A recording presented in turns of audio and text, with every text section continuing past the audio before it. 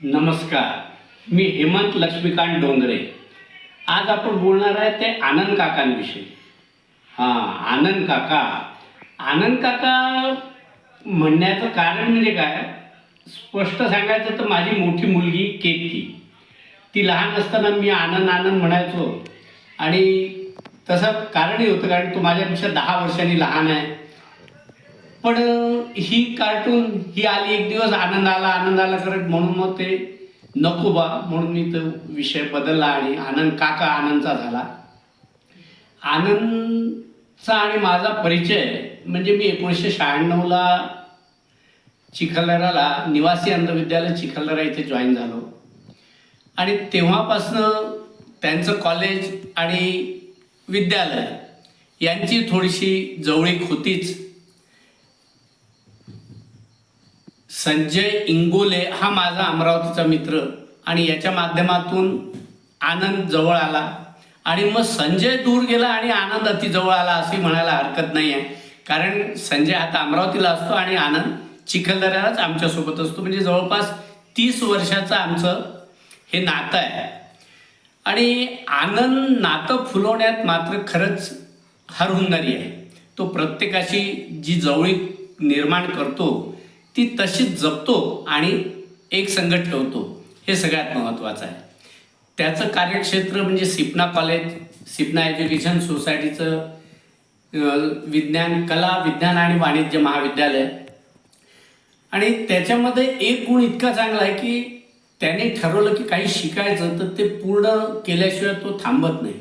आता कॉलेजला जॉईन झाला, सगळं झाल्यानंतर जेव्हा संगणकाचं कार्य त्यांच्या इथे जोरात वाढलं, तेव्हा याला कडू सरांनी सांगितलं की बाबा रे, तुला आता संगणकामध्ये शिकणं आणि त्याच्यात हातोटी निर्माण करणं गरजेचं आहे. तेव्हा यांनी ती सर्वी आत्मसात केली आणि आज तो ते सगळं सांभाळतो आहे. त्याच्यानंतर मग कॉलनीमध्ये तो राहायचा. त्याचे वडील इथेच वारले होते, आई आणि वडील. कॉलनीमध्ये म्हणजे गिरिस्तान हाऊसिंग सोसायटीत तो राहायचा. मलाही असं वाटायचं की गिरिस्तान हाऊसिंग सोसायटीमध्ये घर घ्यावं, पण योग येत नव्हता. तो आता 21मध्ये योग आला. 2021मध्ये मी देखील आता त्या सोसायटीचा मेंबर झालो.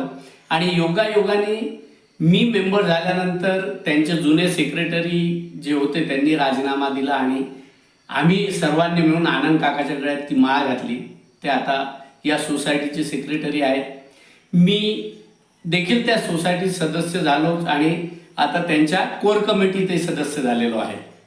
मग आणि जवळ आलो त्याच्यामुळे. आणि या सगळ्यात महत्त्वाचं म्हणजे अंबादेवी संस्थान जे आहे, अंबादेवी मंदिर संस्थान चिखलदरा, याच्यामध्ये तो पूर्वीपासून सदस्य म्हणून होता.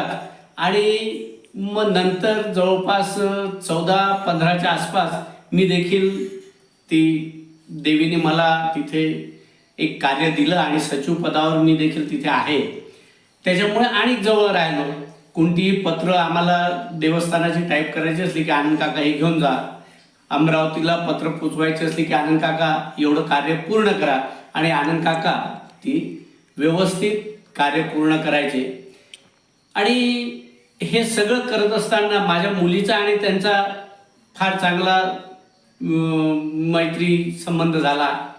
मुलींना कुठे न्यायचं काम असलं की आनंद काका तयार, कोणाला आणायचं काम असलं की आनंद काका तयार. सगळ्यात महत्त्वाचं की वयाची मर्यादा आनंद काकाला कधीच नव्हती.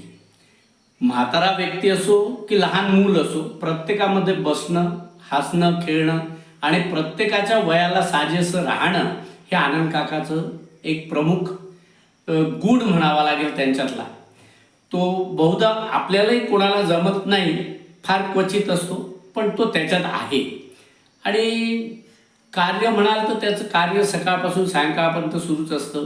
पुन्हा एक साध म्हणून संस्था आहे त्याची, त्याच्यातही तो कार्य करतो. त्याच्या आधी आम्ही एक संस्था काढलेली होती आदिवासी कला शिक्षण आणि सांस्कृतिक म्हणून, त्याच्यातही आनंद काका होता, मी सचिव होतो, तो सदस्य होता. असं पुष्कळ कार्य आम्ही एकत्र आलो, केलो. आनंद काकाला भाऊ आहे, बहीण आहे, दोघंही त्याच्यापेक्षा भरपूर मोठे आहे. आणि बहीण नागपूरला असते, आणि हा जो आनंद काकाचा भाऊ आहे तो परतवाड्याला असायचा. आता मला वाटतं मुलीकडे वगैरे मुंबईला वगैरे असतात ते लोक. याची पत्नी ती आल्यानंतर लग्नापासून आम्ही त्याच्या होतोच. ती आता सध्याच्या घटकेला मुलीचं इंजिनिअरिंगचं शिक्षण सुरू आहे तर नागपूरला असते मुलीसोबत. हा शनिवारी आपलं जाणं बिचारा इथून निघतो, शनिवारी नागपूरला पोचतो आणि सोमवारी सकाळी पुन्हा आपली दळदळ करत इथे येतो. या सगळ्यामध्ये आपल्या कुटुंबाचा आणि आपल्या मित्रमंडळीचा तसंच आपल्या शैक्षणिक संस्थेचा जिथे कार्य करतो तिथला देखील हा व्यवस्थित भार सांभाळण्याचं आणि समतोल राखण्याचं कार्य आनंद काका व्यवस्थित करतो. माझ्यापेक्षा 10 वर्षांनी लहान असूनही मान ठेवून सर्व गोष्टी करणं हे आनंद काकांनी आपलं एक ध्येयच निश्चित केल्यासारखं केलेलं आहे. त्याला आज 50वं वर्ष पूर्ण होत आहे. तो 50 वर्षाचा होतो आहे.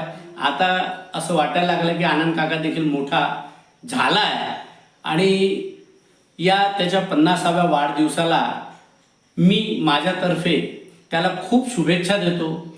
त्याचं उर्वरित आयुष्य असंच सर्वांसोबत हसत खेळत सुखसमृद्धीत आणि आनंदात व्यतीत होईल ही ईश्वरचरणी प्रार्थना करतो आणि आनंद काकाला परत एक वेळा वाढदिवसाच्या खूप खूप शुभेच्छा देतो आणि या 2 शब्दांसह मी आपली रजा घेतो. धन्यवाद.